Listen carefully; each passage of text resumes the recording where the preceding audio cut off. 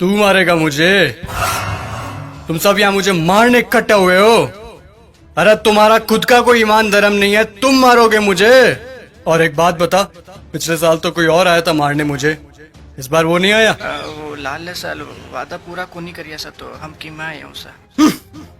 तुम सब अंदर से एक जैसे के जैसे हो। ठीक भीड़ इकट्ठी हुई है मुझे मारने के लिए आज। मैं माता सीता को लेकर गया था, इसीलिए मारने के लिए इकट्ठे हुए ना तुम सब आज। हाँ, मैं मानता हूं मेरी गलती, लेकिन माता सीता को किसी कारागृह में नहीं, सबसे उत्तम वाटिका थी उसमें रखा था मैंने।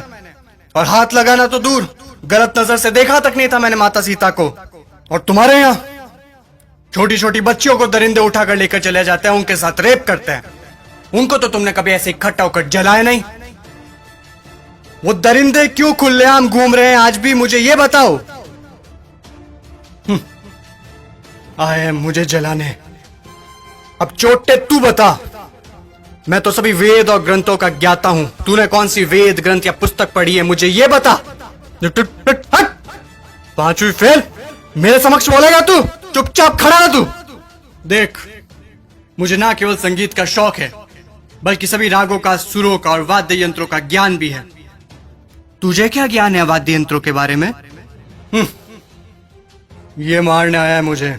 अब तुम लोग सुनो, मेरे जैसा महादेव का भक्त ना तो कोई हुआ है, ना मेरे जैसा महादेव की भक्ति किसी ने की है।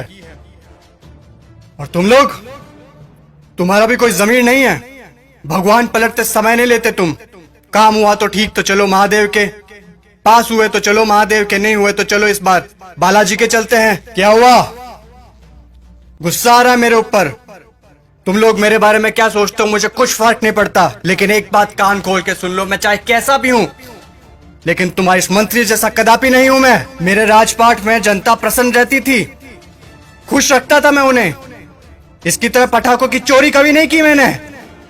बोलूं, बता दूं सभी को, ये दुष्ट, ये तुम्हारा मंत्री दुष्ट एक नंबर का, ये कागजों में लिखता है कि रावण दहन के लिए 50 पेटी पटाखों के लगे, और लगा था 5 भी नहीं है, ये सब इसके घर पे जा रहे हैं। और तुम लोग क्या कहते हो? बुराई पर अच्छाई की जीत। कहां हुई, कहां हुई बुराई पर अच्छाई की जीत? जब तक तुम्हारे मन में चोरी, गद्दारी, लालच, वासना, द्वेष, अहंकार जैसी भावनाएं जीवित है, बुराई कैसे मरेगी? बुराई मर ही नहीं सकती। तुम लोग मुझे खत्म करने आए हो ना? अरे मेरा खात्मा तो मेरा अहंकार कभी कर चुका। अब अगर मारना है, जलाना है, तो अपने अंदर छुपे रावण को जला, उसको मारो। सच्चाई और अच्छाई को अपना लो, बुराई अपने आप खत्म हो जाएगी। और अगर तुम मुझे जलाने के उद्देश्य से ही आए हो, तो मैं तुम्हें बता दूं कि सिर्फ छोटे बच्चे ही आज की तारीख में मुझे जला सकते हैं, क्योंकि उनके अंदर चोरी, गद्दारी, लालच, घृणा, वासना, द्वेष, अहंकार जैसी भावनाएं नहीं है। असल में वही हैं ईश्वर का स्वरूप। ए लड़के, लगा दे आग, फिर से जला दे। अगले साल फिर आऊंगा मैं जलने के लिए, लेकिन अगले साल मैं देखूंगा कि आप लोगों ने अपने अंदर के रावण जलाए हैं या नहीं। खुश हैं अभी आप सब? एक बार फिर से आपका रावण जल रहा है।